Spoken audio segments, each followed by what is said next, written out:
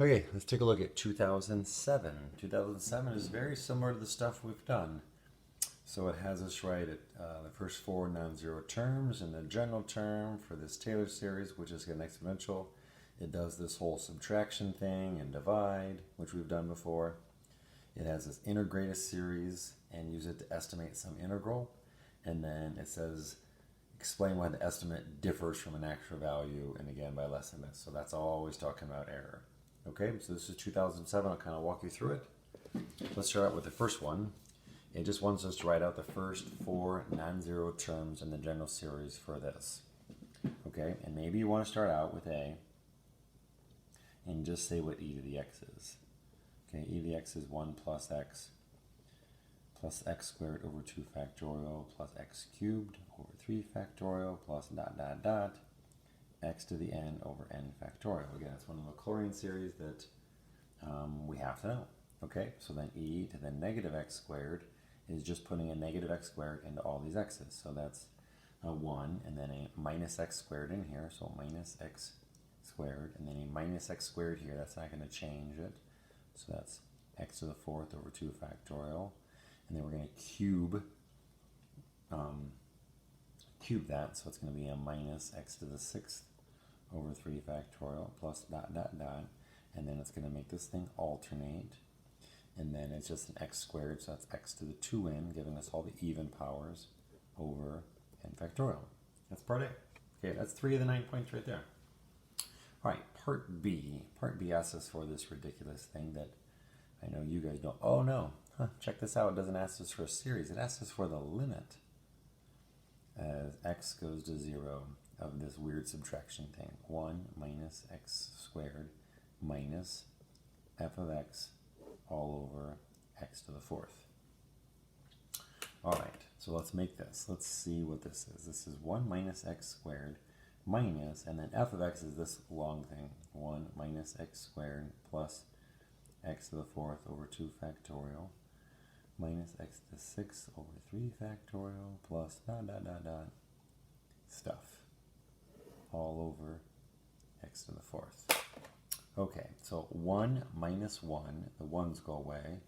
This is going to be negative x squared minus a minus x squared. And so that cancels with that. And then I just get a minus version of all of these things. So that's minus x to the fourth over 2 factorial plus x to the sixth over 3 factorial minus blah blah all over x to the fourth. So then if I get rid of all these powers, it's going to get that. It's going to change that to x squared. And all of these are just going to have x's in them left. But if I look at the limit as x goes to 0, all the things with x's are just going to go away. And then we're going to get this negative 1 over 2 factorial, which is negative 1/2. Okay, it's the only thing that survives is that lead term. Okay, part C. Part C says, write the first four non-zero terms for the Taylor series integral from 0 to x of e to the negative t squared dt. Okay. Write the first four non-zero terms. All right. Sure seems like that's just having you take the integral of this guy, which seems like we can do that pretty easy. So that's just integral of 1 is x. The integral of that is negative x cubed over 3 plus x to the fifth over 5 times 2 factorial minus x to the seventh over 7 3 factorial. Do we need the general term? Nope. It just says write the first four non-zero terms of this and then use the first two terms to estimate. So we're going to use the first two terms to estimate the integral 0 to 1/2. So it's actually just saying let x be a half. Okay, well I can do that. That's just a half minus a half cubed is 8. So that's minus 1 over 24. Okay, so that's 12 over 24 minus 1 over 24 is 11 over 24. Okay. That is the estimate of the integral, and again, it says this on the sheet. We're integrating this.